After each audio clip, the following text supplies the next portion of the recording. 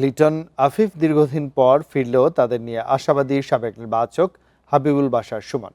বলছেন প্রস্তুতি ভালো হওয়ায় সিরিজ জয়ের সম্ভাবনা বেশি, যদিও সহজ হবে না। বিশ্বকাপের উইকেট কন্ডিশনের কথা মাথায় রেখে এখন থেকেই প্রস্তুত হওয়ার পরামর্শ বাশারের। বোলারদের দিকে বেশি মনোযোগ দিতে বলেছেন তিনি।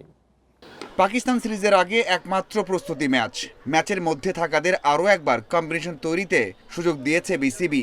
লিটন দাস ৬ বছর পর খেলবেন মিডল অর্ডারে, সেই ৫ নম্বরে দেখে নেওয়া হলো।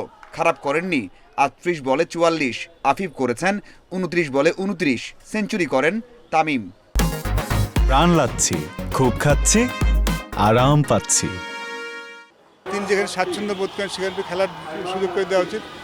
এবং দেখুন, আশা তো আছেই, বাট দ্য সেম টাইম বাংলাদেশের যদি ভালো করতে চায় আমাদের ব্যাটিংটা ক্লিক তো করতে হবে, because I think our bowling side is very good.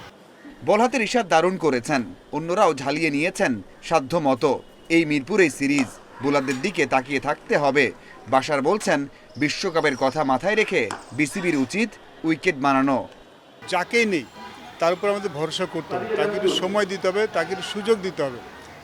দেখুন, যেটা বললাম যে যেহেতু ওয়ার্ল্ড কাপ ইয়ার, সে এই প্রিপারেশন 1 বছর নাকি 1 বছরের প্রিপারেশনকে ওয়ার্ল্ড কাপ নিয়েই হবে। সেই ক্ষেত্রে আমাদের ডেফিনেট একটা প্ল্যান মাথায় থাকা উচিত যে কোন খেলোয়াড়কে আমরা দলে নিতে চাই, আমরা কোন ধরনের ক্রিকেট খেলতে চাই, সেই ধরনের ক্রিকেটের সাথে কার খেলা যায়। সব দেশ কিন্তু এরকমই করে থাকে। ওয়ানডেতে বাংলাদেশ 10 নম্বরে, সরাসরি বিশ্বকাপ খেলতে পারবে কিনা নিশ্চিত না। মিরাজের দলকে বড় চ্যালেঞ্জ নিতে হবে। যেটা হয়ে গেছে, আমরা মনে হয় যে এখন আর পিছন দিকে ফিরে তাকানোর কোনো সময় নেই আমাদের। যেহেতু সামনে ওয়ার্ল্ড কাপ আছে, আমাদের এই সিরিজ থেকে আসলে শুরু করা উচিত।